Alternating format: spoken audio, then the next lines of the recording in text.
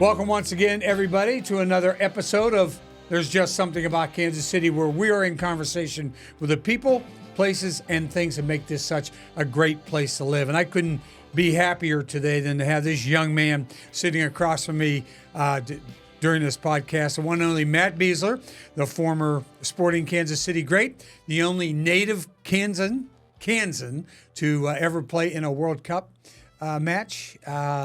I'm just glad to have you here, Matt. This is going to be a lot of fun. We're going to have a lot of fun. Well, thank you for inviting me, and I'm really excited for this too. Yeah, it'll be great. You know, I went back over your past history, and you and your brother, Nick, of course, became the two soccer players in your family. But your dad was a walk-on football player at Kansas State, right? And your brother, Mike, was a great quarterback at Blue Valley West and then went on to coach some football. What did you ever dabble? Did you and Nick ever dabble in playing football? Was that part of it growing up? Yeah, no, that's a great question. I always loved football. I was always interested in football. The tough thing about football is that in high school, at least, it's the same season as soccer. It's in the fall. Right. So I always knew, ever since I started playing soccer, that playing high school football was probably not going to happen for me. And that definitely influenced my decision to not really get involved in football. I did play football in 7th grade 1 year. I liked it. I was tiny. I didn't really like getting hit, but I was fast enough and quick enough that I could kind of avoid the big tackles and, scored some decent touchdowns just because of the speed. But, ultimately, it wasn't for me. And, yeah. So at a pretty young age then, you pretty much knew that if you're going to go anywhere, do anything with a sport, it was going to be soccer. It could have been as young as elementary school? Yeah, yes and no. So I was the kid, like a lot of my classmates, when the teacher asked you, what do you want to be when you grow up?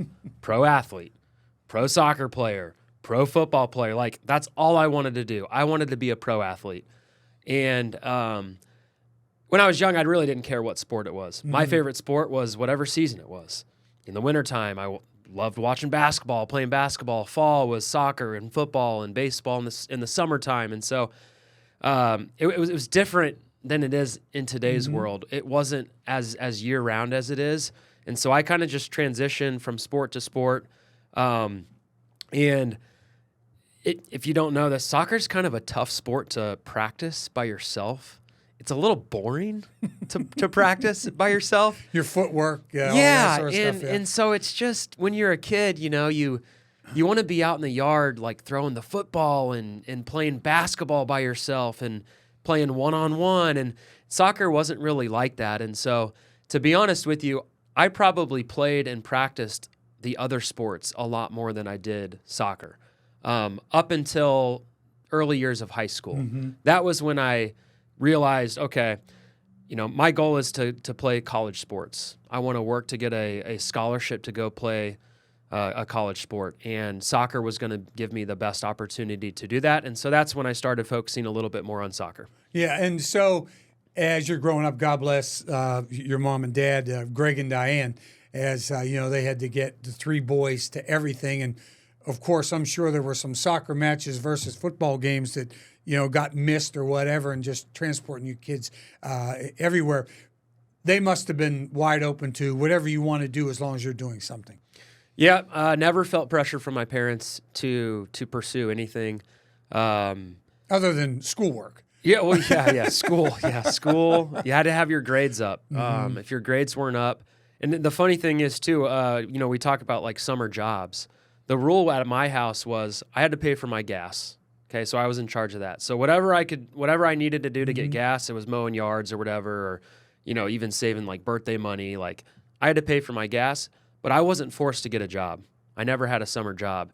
But the only stipulation was you have to get good grades and you have to focus on sports in the summer. Wow. And if you choose to do that, they didn't make me get a job. So I always took school very seriously. And in the summertime, I signed up for camps. I went to practice on my own. I played AAU basketball. Like, sports were important to me. So I held up my end of the deal, and I never had to get a summer job. Yeah. Now, did either one of your brothers shirk on any of those responsibilities and get a little bit more than poor Matt got during that time? Oh, that's a great question. If you interview them, I'm sure they would say yes. I had the benefit of being that firstborn child. Yeah. You were the oldest kid, right? Yes, Gosh, oldest. Yeah. Yep, That's oldest amazing. Yeah. And so as you go through and you're going through, you're coming up through youth soccer, and then all of a sudden you get to high school soccer. And of course, when you're playing high school soccer, was that when you went with KCFC, the Alliance, and you had a club team at that time as well, right? Yeah, so I started that a little bit before high school. I started playing club soccer. To rewind from the very beginning, I signed up and started playing Blue Valley Rec. Yes, right. That was sure. with my rec team, my schoolmates. It was a bunch of dads that probably didn't know what they were doing. I know my dad. He was one of the coaches, but he never grew up playing soccer. He grew up in Topeka. He played all the more traditional sports. Right. Played football, that's for sure. And so they were kind of learning as they were going. And then about second or third grade, there was a group of the Blue Valley Rec kids that, really enjoyed playing soccer. They were maybe some of the better players on the team. They formed a club team, joined KCFC Alliance. That was the club team that I played with all the way up until, my senior year of high school when club soccer was over. But yeah, that was the club team I grew up on and had a great experience with club soccer. Yeah, and then you also crossed over and played high school soccer at Blue Valley West, right? Yes. So how much of a difference was that for you when you're trying to juggle those two during that time? So at first, I liked club soccer a lot better than high school soccer. To me, the club soccer level was more competitive. Right. And I'd just been playing club soccer with the same people for so long, and I had better relationships with them. High school soccer at first was more challenging for me, at least, because we were starting a brand new school. So Blue Valley West was a brand new school my freshman year. I remember my son went over. Absolutely. Yeah. So it opened in 2002, which was my freshman year. Right. And so there was a lot of great things about that. New facilities, new school, new beginnings, but there was also some challenges. There was no established tradition or upperclassmen. So we were starting a soccer program from scratch. We were okay. We were probably 500. But I didn't really embrace it or enjoy it until my junior or senior year when we had, a couple years under our belt. I was an upperclassman. I had the responsibility of being one of the better players on the team, and we did. We ended up winning a state championship my senior year, which is still one of my highlights of my career and one of my favorite memories. Yeah. So when you're coming up through high school now, you're getting better and better. Did they, when you were being recruited, were they recruiting you more off of KCFC, or were they recruiting you more off of Blue Valley West, or where were you getting most of the people watching you play? Yeah, I don't really know the answer to that because I'm not on a college staff, or I don't know how they scout. If I had to guess, I would say it's probably more from the club soccer. Okay. I do know that I got scouted by Notre Dame at a college showcase tournament, which was with my club team. It was at a tournament outside of St. Louis in Edwardsville, Illinois.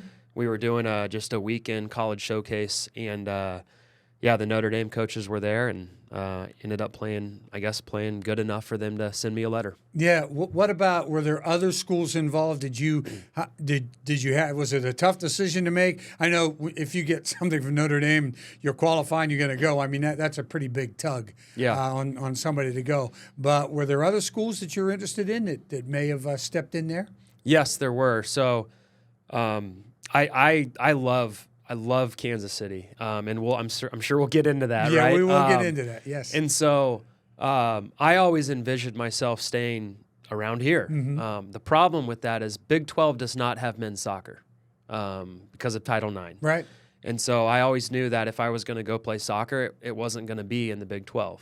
Otherwise, I probably would have ended up somewhere around here. Sure. So I knew that going in. I was kind of all over the place. I looked at Northwestern really hard. Loved Chicago, loved the school, had a great visit up there. My aunt is the field hockey coach at Michigan for women's field hockey. Wow. She has been up there for a very long time, very successful coach. So that was an option as well. I looked at Creighton a little bit. That was probably the closest Division I school that has soccer. They have a great program too. And then lastly, I looked at Stanford. Ultimately, it came down to Stanford and Notre Dame. Right. I still remember getting the letter from Notre Dame. To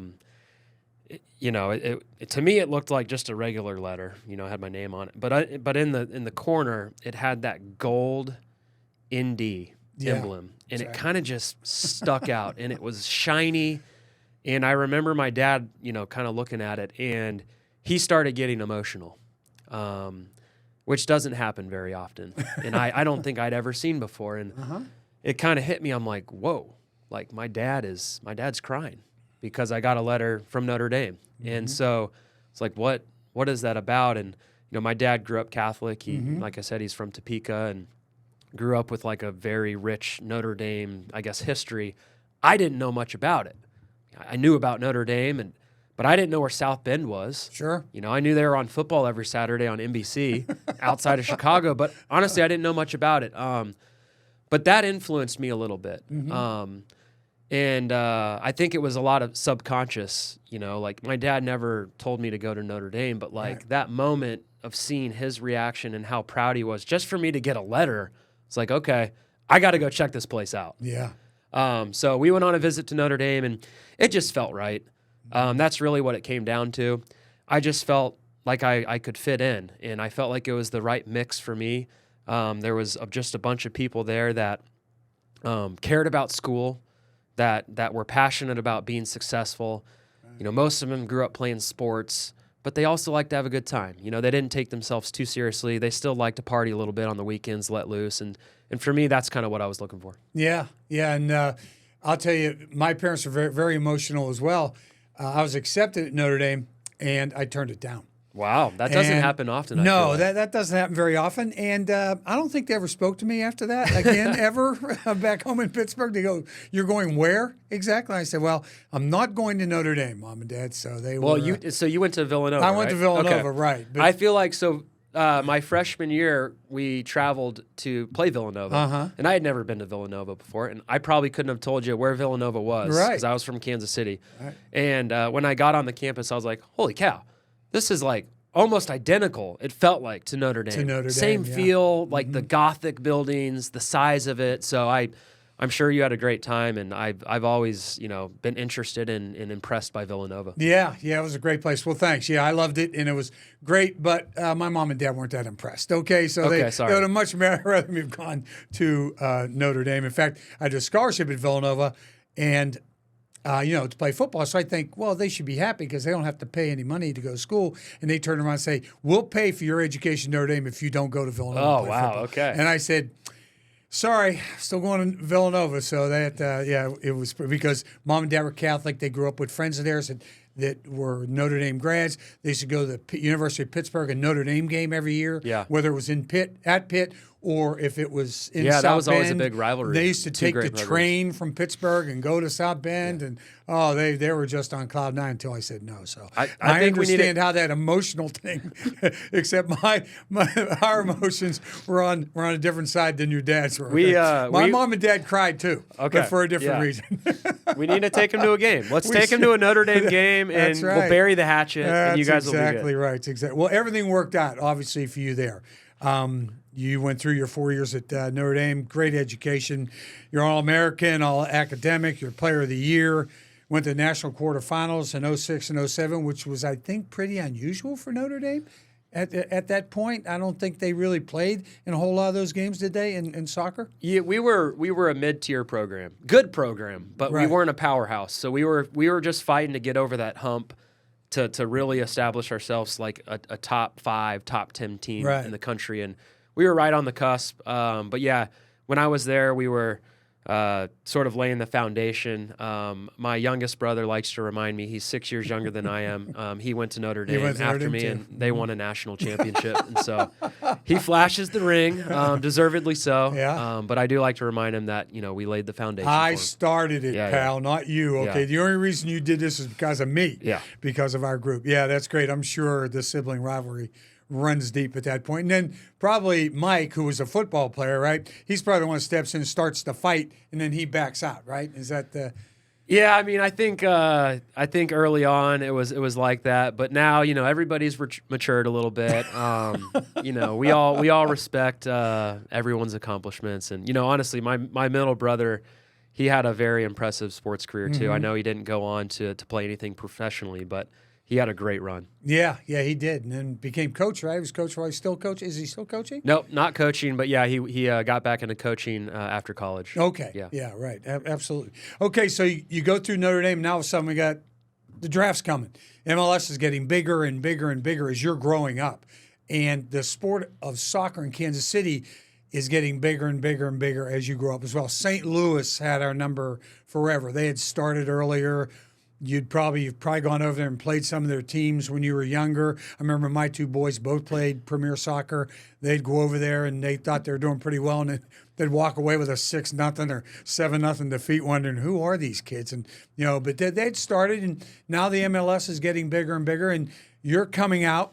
The MLS draft is up. What did you think on draft night when the MLS draft started?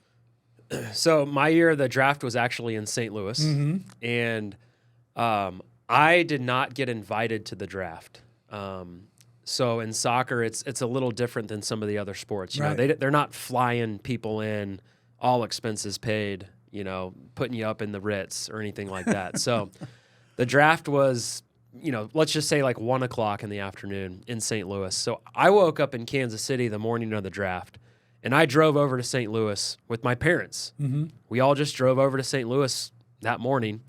We got there a couple hours before the draft. The night before the draft, I was back in Kansas City.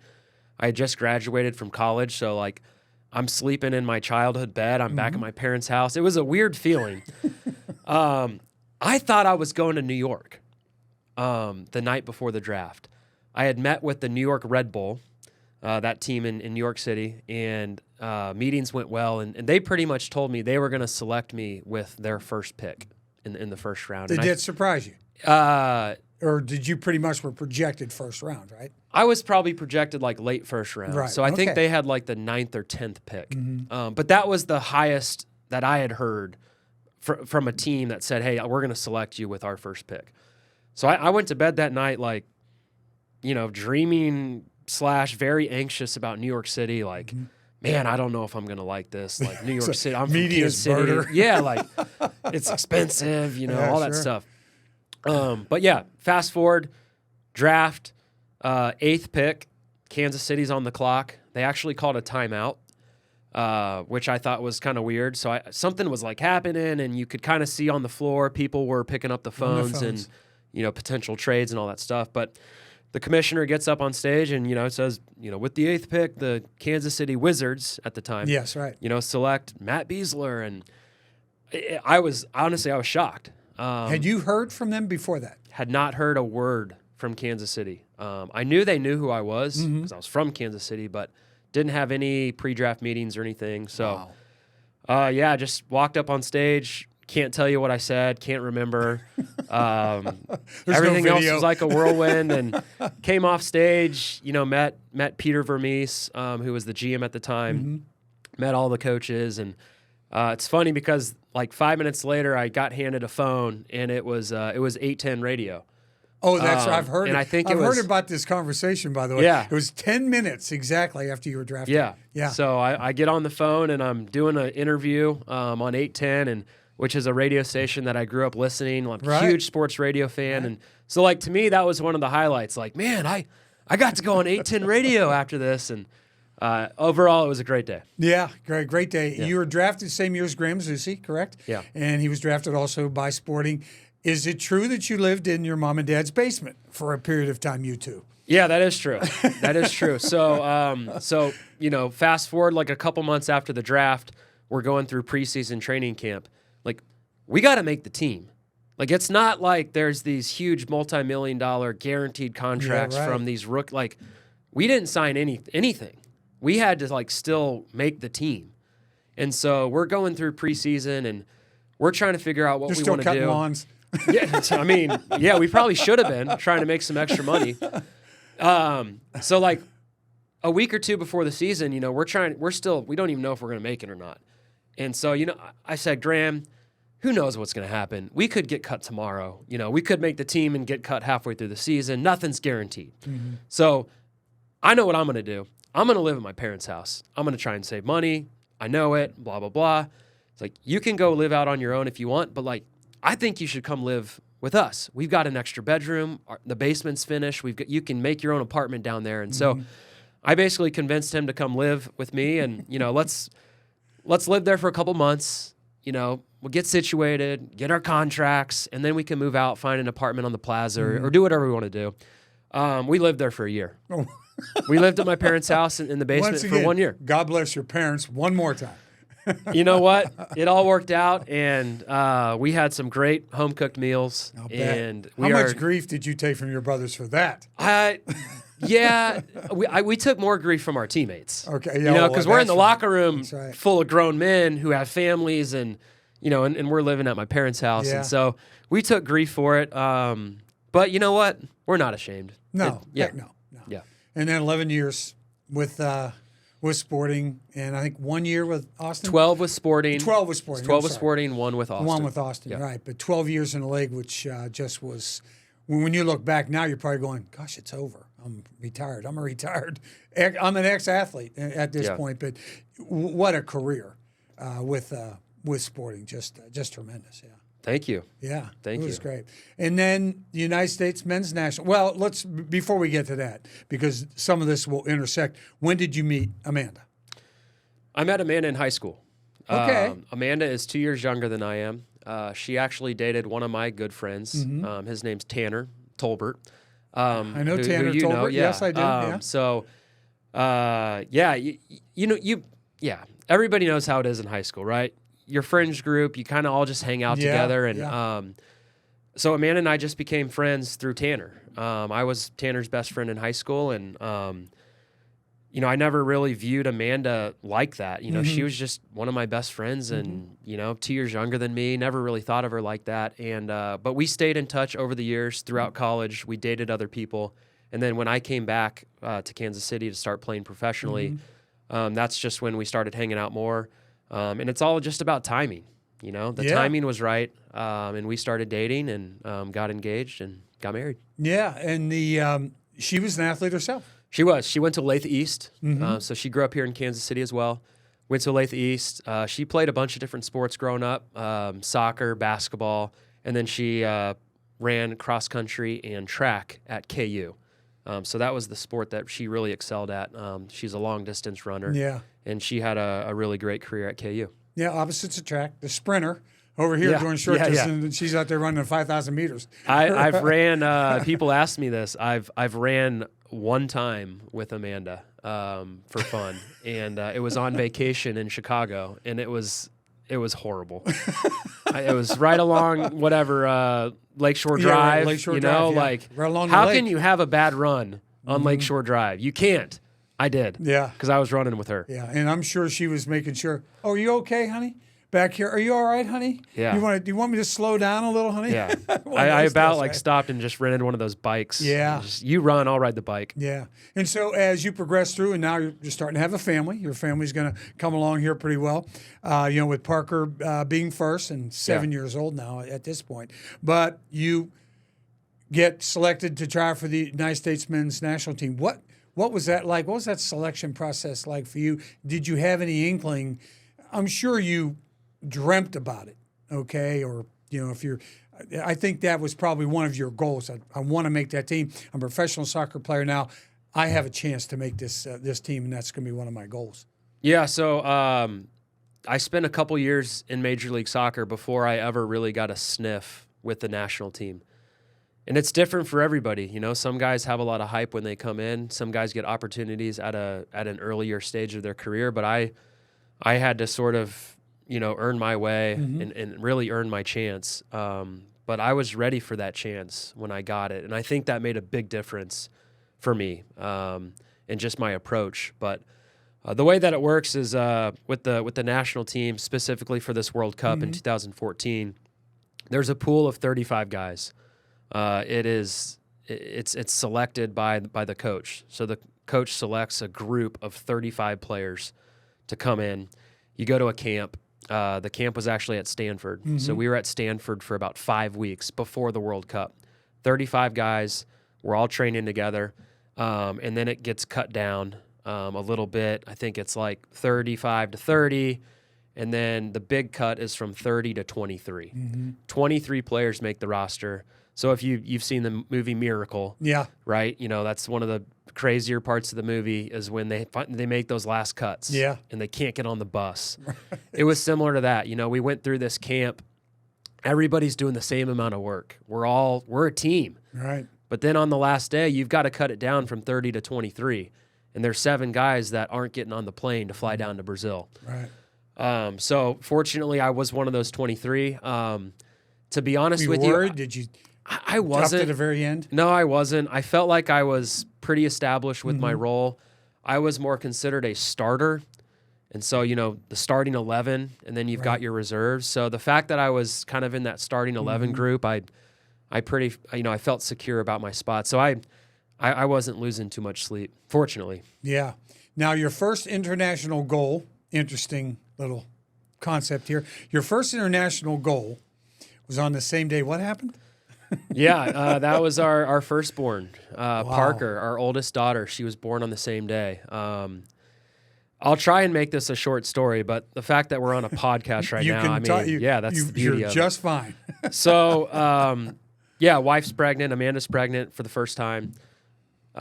She's 2 weeks from her due date, so 2 weeks early.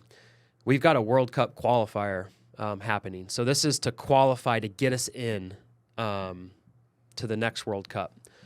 We're playing a team called St. Vincent and the Grenadines. Okay, it's one of the first stages of the World Cup. So you play a bunch of these like small Caribbean teams, and you've got to make it through all the stages or whatever. So Amanda and I are sitting at the dinner table, and I said, "Hey, I got called in to this game.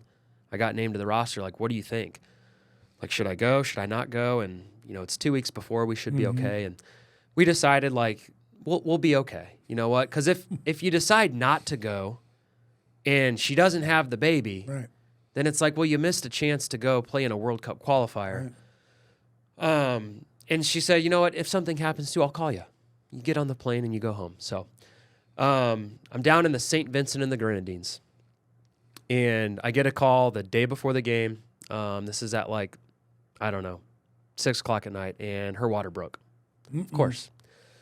So I immediately go to our administrator's office. I say, hey, and he knew about it. I said, hey, my wife's water broke. Book me a flight, blah, blah, blah. So we're working on it, and I can't get back. No, there's no way. There's not from there. No way. I had to take a boat from the St. Vincent and the Grenadines island over to Martinique and fly from Martinique to Barbados, and then Barbados to Miami, and then Miami. I couldn't even get a direct from Miami to Kansas City, so I had to go another. So it was like 5 flights, 42 hours of travel, and I just wasn't going to make it back. No. Because when your water breaks, you've got to go have the baby, within 24 hours or something. Sure. So made the tough decision to call my wife and say, I'm not making it back. You're having the baby without me. She called her mom, and her mom graciously and fortunately for us, she was by her side the whole time. So wake up the next day. My wife has the baby, Parker, our daughter. She has her at 4 o'clock in the morning. So I'm up all night kind of with her, FaceTiming. I don't really get any sleep. The game is at noon the next day. We play in the game, and I score my first and only international goal. Ever. You can't make it up.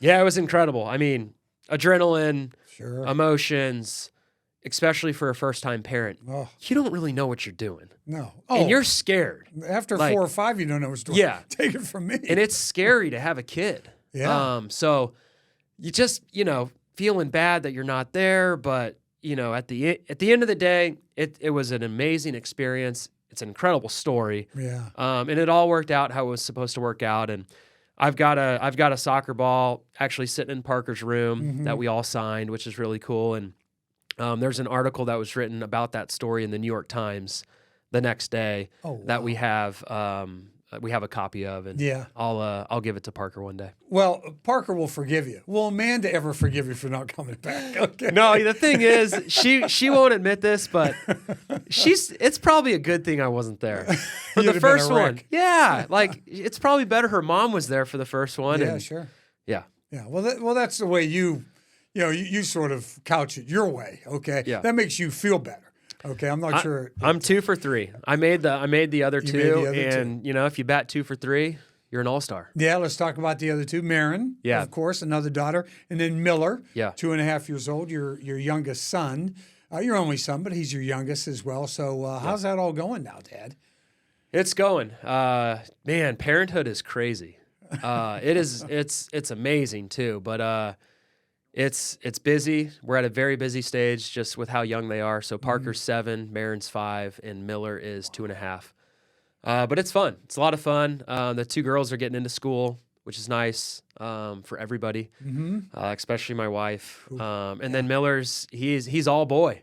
He loves sports, loves balls. So that's really been fun just to getting to bond with him over that stuff. Yeah. Did you see any soccer players there, or are you just going to let it roll and see what they decide? We'll see.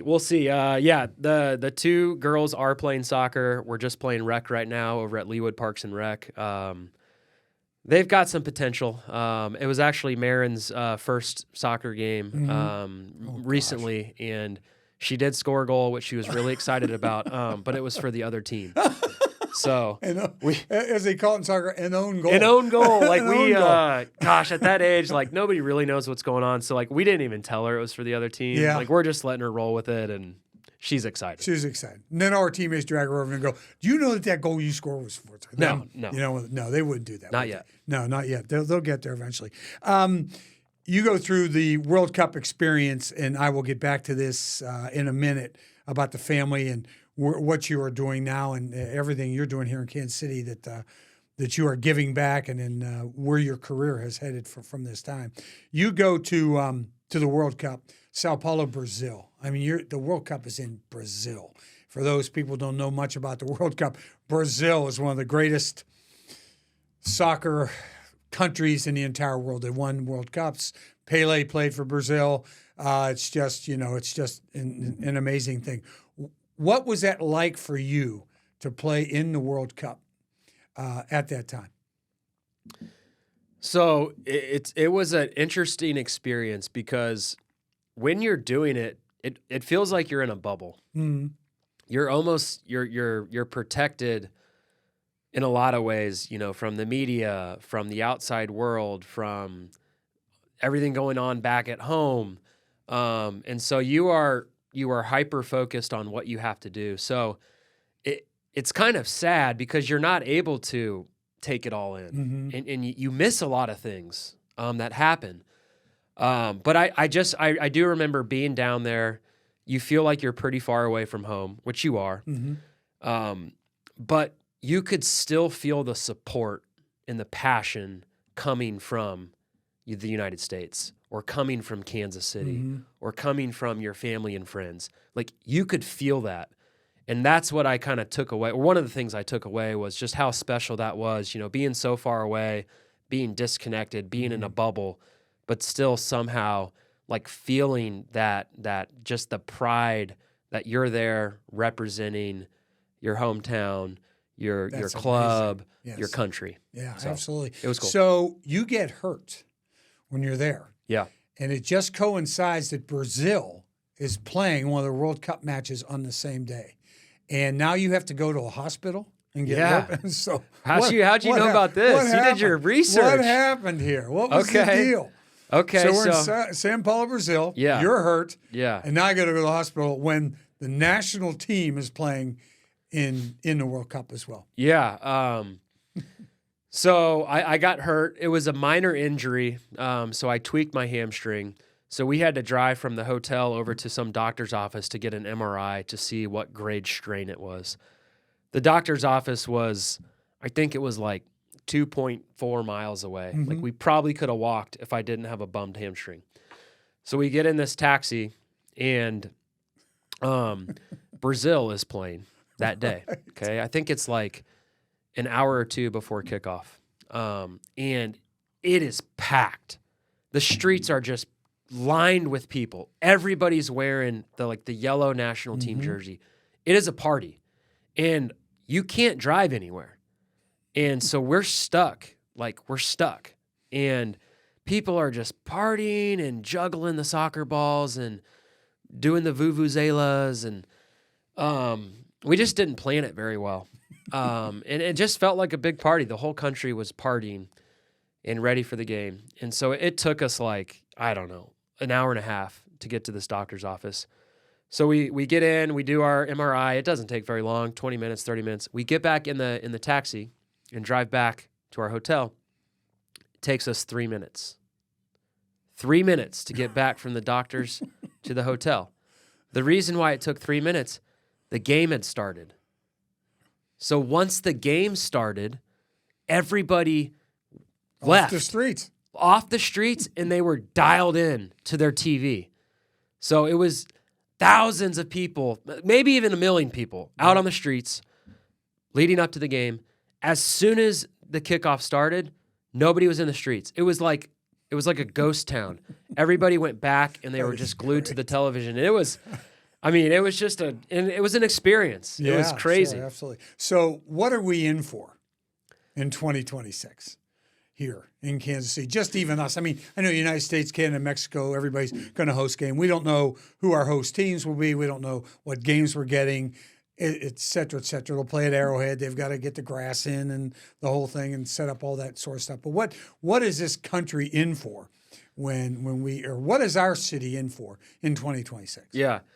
Well, first of all, it's an incredible opportunity for us to showcase what we're about, not only to the United States but to the world. Right. So there's that piece of it. But us specifically, I think it's just a unique experience for us. We're going to be able to experience other people's culture. So what's going to happen is, and we won't know exactly what culture that is until the draw. Right. But what's going to happen is the teams are going to qualify and the schedule is going to come out. As soon as the schedule comes out, we're going to be able to see what teams are going to be playing here in Kansas City.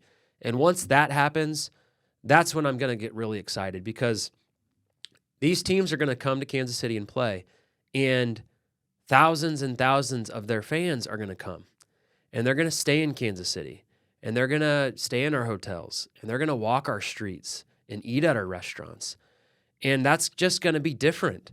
You know, Kansas City, we don't get a lot of that. Right. The coasts might get that sometimes, but we don't get a lot of that. And so name a team, like Argentina or Netherlands. Mexico. Mexico will probably be down there. Yeah. But I mean, maybe imagine Germany. Imagine for 3 days in the middle of a summer, and there's 30,000, 40,000 Germans walking around experiencing Kansas City.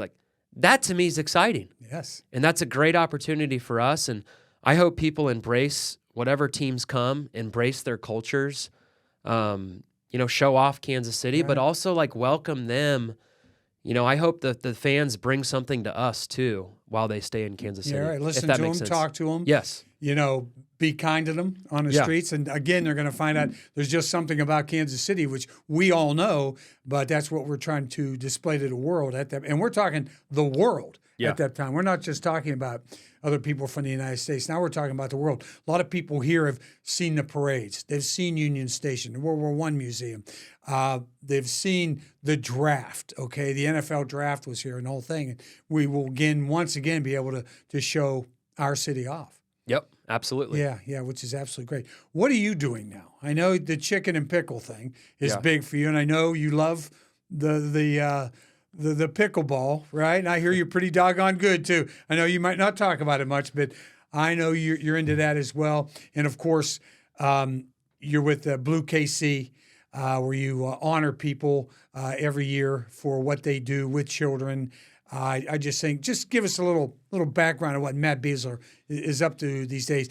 Retired at 36, of course, and has to find a new career. Yeah, that's a loose term. So I'm working with Chicken and Pickle. Right. I started working with them about a year and a half ago. And you're in management, right? Yes. Okay. Yep. I'm sort of in their corporate office. They have some corporate offices up in North Kansas City. I've really enjoyed it. Didn't think I'd be doing it, but I'm really grateful to just be involved in a fast-growing company. I'm learning a lot about the business itself, but just like a different corporate setting. There's things that you just don't learn when you're an athlete. Right. Things like email. Like, seriously. Just something like email. The amount of emails people send. Oh, yeah. Like, in today's world, it's kind of Nobody crazy. talks anymore, It's Matt. crazy. Nobody talks. So the first like month or two of doing that, my head is spinning, and it's like, I stink at my job. This is a lot.